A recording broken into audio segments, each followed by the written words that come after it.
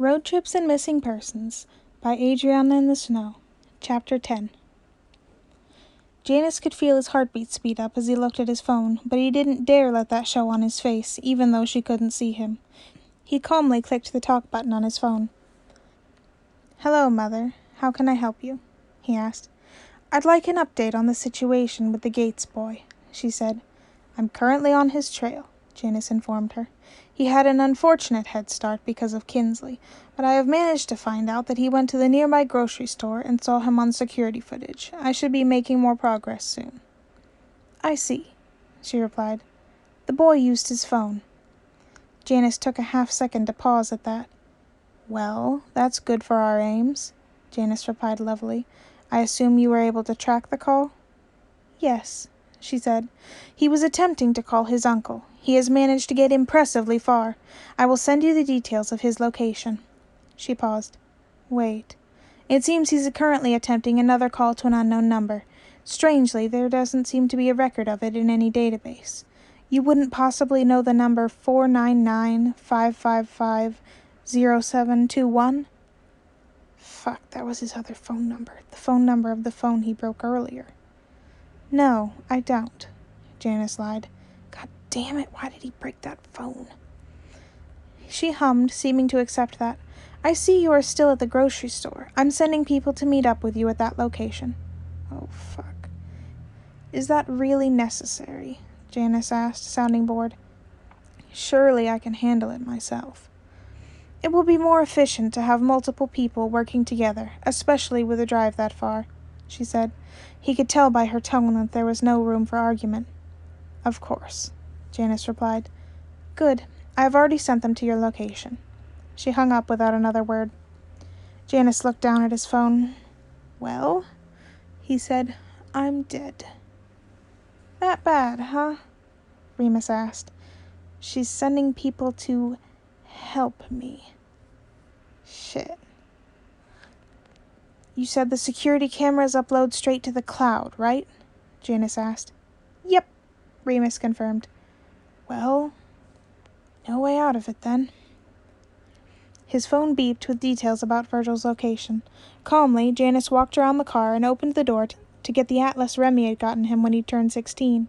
He'd scoffed at it because of GPS, but he'd kept it even when he'd gotten rid of the car Mother had given him for the same occasion. He opened the map of the state and circled the location Virgil was at on the map. Just as he finished that, he was also forwarded the names and locations of 2 goons coming for him. "Convenient," he said, glancing at their current positions. "Remus, remember all the times you've talked about wanting to blow this car to hell?" "Yes!" he said excitedly. "To be fair, it's any car, but yes!" "Wait," Roman said. "Why are we blowing up the car?" "Distraction," Janice replied. "The path they're on should take them over the Washington Bridge, so if we blow it up on that should delay them by quite a bit. Plus, Mom can track the car, and they'll probably loop back trying to find me." "Isn't there, a better idea, maybe?" Roman asked. Remus reached over and put his hand over Roman's mouth. "Shh! Roman, let me have this!" Roman shoved him away. "We'll go get one of your cars, drive mine to the bridge, and Remus can do his," he waved his hand at him, "thing. I still don't think—" "Trust us, Roro!" Remus threw an arm around his shoulder. "See, that makes me think this is even worse of an idea." "Look," Janice spit out, "I know my mother, and as soon as she figures out I'm fucking her over, they'll be literally gunning for us. Blowing up the car will delay them as well as destroy the tracker and any information they can get from the car." "Okay," Roman agreed, though he still didn't seem comfortable with it. Apparently he'd gotten all of the responsibility in the womb. Speaking of, Remus had already taken the laptop and packed it up before throwing it none too gently into the trunk. Remus winced, but Janice shrugged. It was going to get destroyed anyway. In fact, Janice tossed his phone into the trunk with it. Janice couldn't resist smiling at the excitement in Remus's eyes as he slammed the trunk closed and made his way to the passenger seat. "We're taking my car, though," Roman insisted. "I'm not getting in that death trap." Having seen the car for himself, Janice nodded. Agreed. They drove back to get Roman's car, and then Remus requested grabbing something from his own car. "Why do you even have that in your car?" Roman shouted from his car's window as Remus unpacked explosives from his trunk. "In case of emergencies." "What type of emergent?" "This type." Janice just shook his head, and Remus packed the explosives into the trunk of Janice's car, and then himself into the passenger seat. Then they drove away toward the bridge, only 10 minutes away. Remus wiggled in excitement in his seat. "Calm down." Janice attempted to snap, but it just came out fond. Disgusting. Remus just gave him a dopey smile. Janice turned back to the road. "I hope you know this means your cover is blown as well." "Yeah, well, it was only a matter of time anyway," he said, shrugging. "I will have to move, though. That's going to suck." Janice hummed noncommittally. "Ooh, we should go in on an apartment together." Janice glanced over at him in surprise. "What?" "And we can get a cat," Remus said instead of answering him. "I love cats, but my current apartment won't let me have one. That'll be on the list of things to look for. An apartment that allows pets." "Why would we be moving in with each other?" Janice asked. "Well, you're not going to be living with Mommy Dearest after today, and we're best friends." "We're partners," Janice replied blankly. "And best friends."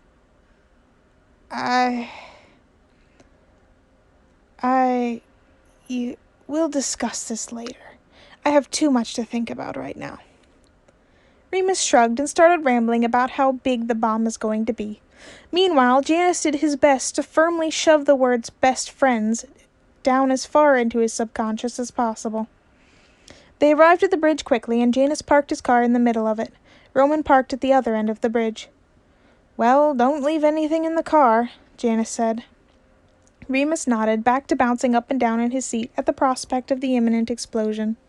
Janice trusted Remus to know what he was doing with the explosives, and simply walked away from his car toward Roman's. There was a loud explosion when they were about 200 feet away from the car. Janice suppressed a flinch. "You could have waited until we were completely off the bridge," Janice commented mildly. "But we look cooler like this," Remus argued with a manic grin. "Plus, I saw a car coming toward the bridge on the other side, and I didn't want them to get on the bridge before the explosion." Roman had his window rolled down when they approached. "Remus is in back." Remus put a hand over his heart like he'd been wounded. "I'm your brother. I should get shotgun." "I am not allowing you access to the radio. I've been on too many road trips with you." "Dad's the one who insists on playing a mix of geek rock and explicit rap music, which he doesn't completely understand the lyrics of," Remus pointed out with a pout. "And I should have disowned the both of you years ago. Get in the back seat." "But—" Janice ended the sibling dispute by getting into the passenger seat himself.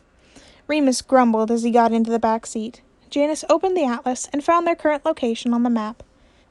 "Get on the interstate heading east," he instructed Roman. The question of how on earth they were going to find Virgil when he was moving rather quickly crossed Janice's mind, but he smothered it. They'd stop and do some investigation once they were closer to his current location. It would be fine. Roman glanced over at him as he started to drive and sighed. "You may have control of the radio as passenger," he offered. "Just please do not betray me."